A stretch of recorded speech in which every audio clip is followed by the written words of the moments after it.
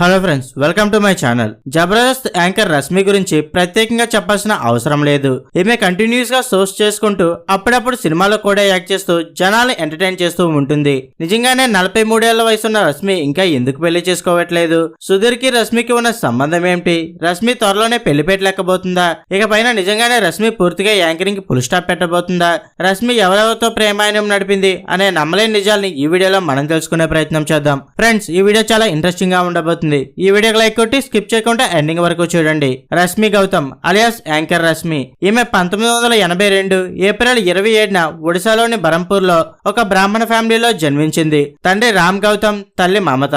ఈమెకి మలై గౌతమ్ అనే తమ్ముడు కూడా ఉన్నాడు. ఇక ఈమె తండ్రి మధ్యప్రదేశ్ లో ఒక ప్రైవేట్ కంపెనీలో జాబ్ చేస్తే తల్లి హౌస్ వైఫ్ గా ఉండేది. ఇక ఇదిలా ఉంటే రష్మి చిన్న వయసులోనే ఆమె తల్లిదండ్రులు కొన్ని కారణాల వల్ల విడాకులు తీసుకుని విడిపోవడంతో రష్మికి తండ్రి లేని లోటు మిగిలిపోయింది.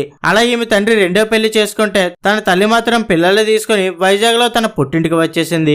ఇక రష్మి తన స్కూలింగ్ ని వైజాగ్ లోని సిబిఎస్ఈ స్కూల్లో చదివింది.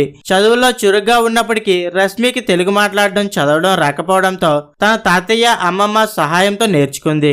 ఇక చిన్నప్పుడే తల్లిదండ్రులు విడిపోవడంతో మానసికంగా కృంగిపోయిన రష్మి చాలా ఇంట్రోవర్ట్ గా ఉండేది. దీంతో తను చదువుతున్న స్కూల్లో ఎవరితోనూ ఎక్కువగా మాట్లాడకుండా ఎప్పుడూ ఒంటరిగా ఉండేది. ఇక ఒకవైపు రష్మి తల్లి ఎలాంటి పని చేయకపోవడం, పుట్టింటి వారి మీద డిపెండ్ అవ్వడంతో నిదానంగా వీరి ఆర్థిక పరిస్థితులు దారుణంగా మారాయి. ఇకలా రష్మి తన డిగ్రీ కంప్లీట్ చేసి మంచి ఉద్యోగం చేసి తన తల్లిని బాగా చూసుకోవాలి అనుకుంది. కానీ చిన్నప్పటి నుండి హీరోయిన్ శ్రీదేవి రష్మికి ఫేవరెట్ యాక్ట్రెస్ అయ్యుండడంతో తాను కూడా శ్రీదేవిలాగే సినిమాల్లో హీరోయిన్ అవ్వాలని కలలు కంటుండేది. అలా తనకి ఎన్నో ఆశలున్నా సినిమాల్లోకి ఎలా వెళ్లాలో తెలిసేది కాదు. ఇక ఇదిలా ఉంటే అదే టైంలో శివ అనే డైరెక్టర్ సవడి అనే మూవీ కోసం వైజాగ్ లో ఒక ఆడిషన్ ఏర్పాటు చేశాడు. ఇక ఈ విషయాన్ని రష్మి తన ఫ్రెండ్స్ ద్వారా తెలుసుకుని 2000 సంవత్సరంలో ఆడిషన్ లో పార్టిసిపేట్ చేయగా ఆడిషన్ లో రష్మి హీరోయిన్ గా సెలెక్ట్ అయింది. ఇక అందుకు ఫ్యామిలీ మొత్తం రష్మికి సపోర్ట్ చేయడంతో వైజాగ్ నుండి హైదరాబాద్ వచ్చి ఆ మూవీ షూటింగ్ లో పాల్గొంది. అలా ఆ మూవీ షూటింగ్ కంప్లీట్ అయిన కొన్ని ఫైనాన్షియల్ ప్రాబ్లమ్స్ వల్ల ఆ మూవీ రిలీజ్ అవ్వలేదు. ఇక అలా రష్మి 2 years హాస్టల్లో ఉంటూ ఈ మూవీ రిలీజ్ కోసమే వెయిట్ చేసినప్పటికీ ఒక స్టేజ్ లో ఆ మూవీ రిలీజ్ అవ్వదని గ్రహించి తిరిగి మళ్ళీ ఇంటికి వెళ్లిపోదాం అనుకుంది. కానీ వీరి ఇంటి ఆర్థిక పరిస్థితులు బాగా లేనందువల్ల తాను హైదరాబాద్ లోనే ఉండి మళ్ళీ సినిమాలో ట్రై చేయాలనుకుంది.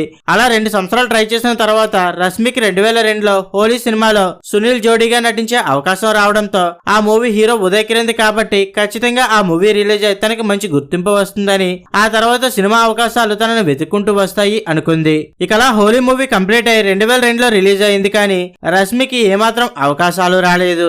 దీంతో ఒకవైపు మోడలింగ్ చేస్తూ మరోవైపు సినిమాలో ట్రై చేస్తూ ఉండేది. అలా 2 years ట్రై చేసిన తర్వాత రష్మికి ఆది కేర్ ఆఫ్ ఏబిఎన్ కాలేజ్ అనే మూవీలో హీరోయిన్ గా నటించే అవకాశం వచ్చింది.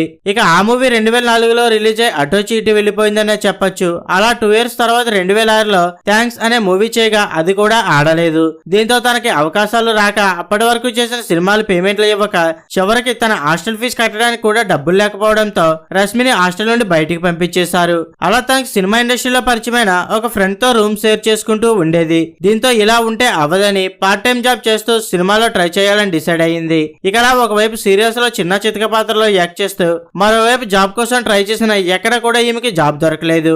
ఇక సీరియల్స్ లో చేయగా వచ్చిన డబ్బులు సరిపోకపోవడంతో ఈమె పరిస్థితి రోజు రోజుకి దారుణంగా మారుతూ వచ్చింది. దీంతో వేరే దారి లేక తిరిగి ఇంటికి వెళ్ళిపోదాం అనుకున్న టైంలో రష్మికి కరెంట్ అనే మూవీలో ఒక పాత్ర చేసే అవకాశం వచ్చింది.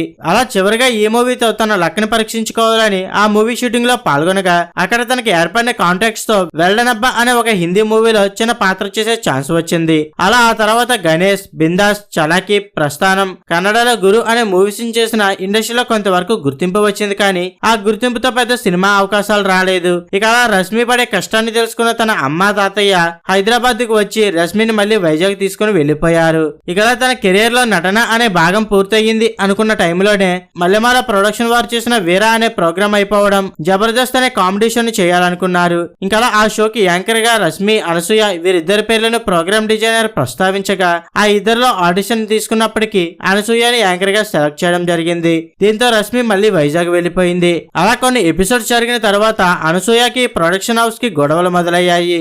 ఇక అనసూయ ప్లేస్ లో రష్మిని తీసుకురావడం, తన అందం గ్లామర్ తో రష్మి కొద్ది రోజుల్లోనే మంచి గుర్తింపు తెచ్చుకుంది.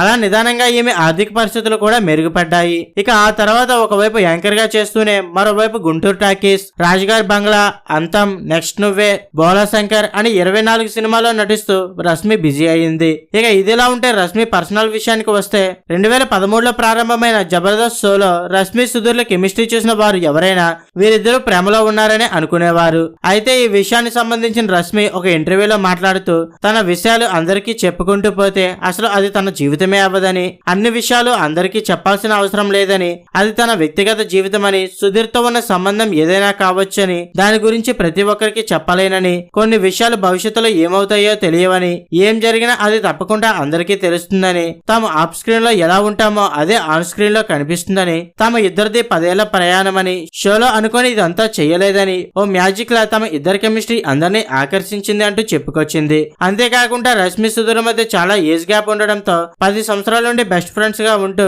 తమ కెరీర్ లో ఎదగడానికి ఒకరినొకరు సహాయం చేసుకుంటున్నారని తప్ప వారి మధ్య ప్రేమ అనే పదానికి తావులేదనే చెప్పొచ్చు. ఇక ఇదిలా ఉంటే రష్మి చిన్నప్పుడే తల్లిదండ్రులు గొడవ పడడం, తన తండ్రి తల్లిని వదిలేయడం చూసి భయపడి 43 సంవత్సరాలు వచ్చిన రష్మి ఇంకా పెళ్లి చేసుకోవడానికి వెనకడుగు వేస్తుందనే చెప్పొచ్చు. ఇక అందుకు తోడు సినిమా ఇండస్ట్రీలో వచ్చిన కొత్తలో కాస్టింగ్ కౌచ్ లాంటి సంస్థలతో విసుగు చెంది తాను మరొకరిపై డిపెండ్ అవ్వకుండా ఉండాలని ఆర్థికంగా బలపడింది.